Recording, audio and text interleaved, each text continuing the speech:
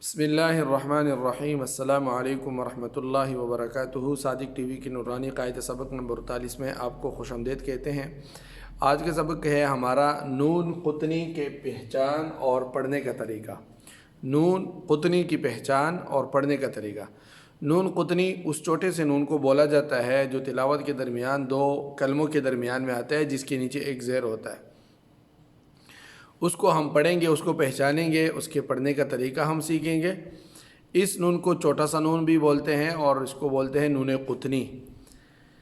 تنوین والے حروف جو ہے، چاہے وہ دو زبر ہو، دو زیر ہو، دو پیش ہو، تنوین والے حرف کے بعد دوسرے کلمے کے شروع میں حمزہ وصلی آ جائے، حمزہ وصلی جو ملا کر پڑھنے کی وجہ سے ختم ہو جاتا ہے، تو دونوں کو ملا کر پڑھنے کی صورت میں دو زبر کی جگہ ایک زبر اور دو زیر کی جگہ ایک زیر اور دو پیش کی جگہ ایک پیش پڑھا جائے گا، اور حمزہ وصلی نہیں پڑھیں گے، حمزہ وصلی نہیں پڑھیں گے۔ ہم اس کو مثال سے سمجھیں گے۔ پہلے اور دوسرے کلمے کے درمیان، یعنی جو پہلا کلمہ ہے جس پر تنوین ہے، چاہے وہ دو زبر ہے، دو زیر ہے، دو پیش ہے، اور دوسرا کلمہ جس کے شروع میں حمزہ وصلی ہے، ان کے درمیان میں ایک چھوٹا سا نون آ جائے گا۔ اس نون کے نیچے ہمیشہ زیر ہوگی۔ اس نون کو نون قطنی کہتے ہیں۔ اس نون کو نون قطنی کہتے ہیں۔ جیسے ہم مثال سے سمجھیں گے ابھی، جیسے قدیر الذی شیئا اتخذہ، اور اسی طرح رجل افترا۔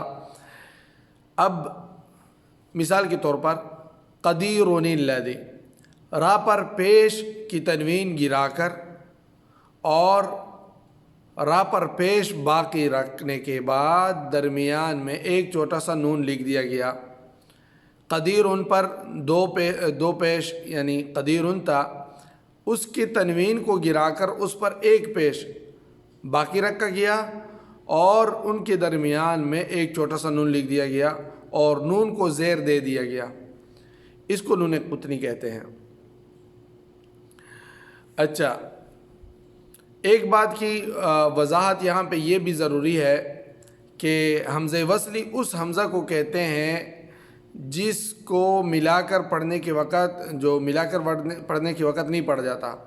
اگر حمزہ وصلی کو تنوین والے حرف کے ساتھ ملا کر نہ پڑھے، مثال کے طور پر تنوین پر وقف ہی کر دے، تو پھر حمزہ پڑھا جائے گا، جیسے قدیر، اور پھر آگے ہم نے پڑھا الذی، تو پھر پڑھا جائے گا۔ لیکن اگر وقف ہم نہیں کرتے اور پھر ایک ساتھ میں پڑھ لیتے ہیں، تو پھر جو ہے کیا ہوگا، وہ ختم ہو جائے گا، حمزہ وصل اس کو نہیں پڑھا جائے گا اور وہ ساقط ہو جائے گا۔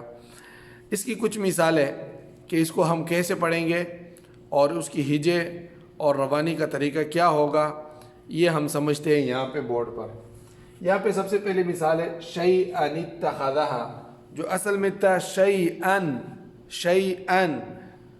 اتخذہ، لیکن دو زبر کی تنوین کو ہم نے گرا کر ختم کر کے ان کے درمیان میں ایک چھوٹا سا نون لے آیا، جس کو ہم نے کسرہ دیا، زیر دیا۔ اس کی ہم ہجے کریں گے شین یا زبر شی، حمزہ زبر آ، شیئا، نون تا زیر نت، تا زبر تا، نت، شیئا نت، خا زبر خا، شیئا نتخا، دال زبر دا، شیئا نتخذ، ہا الف زبر ہا، شیئا نتخذہ، شیئا نتخذہ۔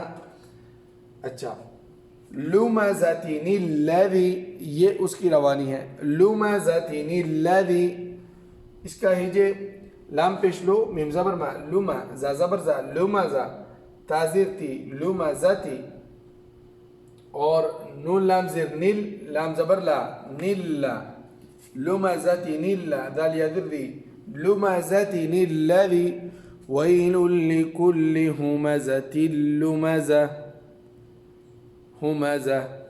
اچھا، ہمزۃ الذی، یہ تھا۔ اب لمزتین، اس کے نیچے تنوین دو زیر کی تنوین تھی، لیکن اس کو ہم نے گرا کر اس کا ایک کسرہ باقی رکھا اور اس کے بعد ہم نے نون چھوٹا سا لکھ دیا اور اس کو زیر دیا۔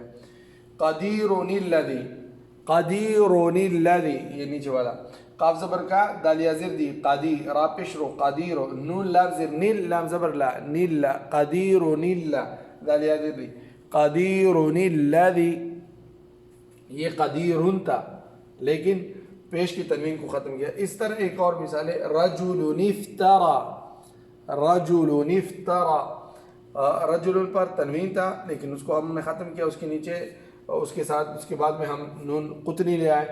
را زبر را جیم زبر جا راجو، راجو، را زبر را جیم پیش لو راجو، اور لام پیش لو رجلو، نون فازر نف رجل نف، تا زبر تا رجل نفتا، را کڑا زبر را رجل نفترا.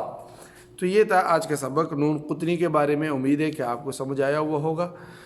اس کو پھر لائک کریں، شیئر کریں اور صدقہ جاریہ سمجھ کر دوسروں کے ساتھ اس کو جو ہے پھیلائیں، شیئر کریں. جزاکم اللہ خیرا فی الدارین.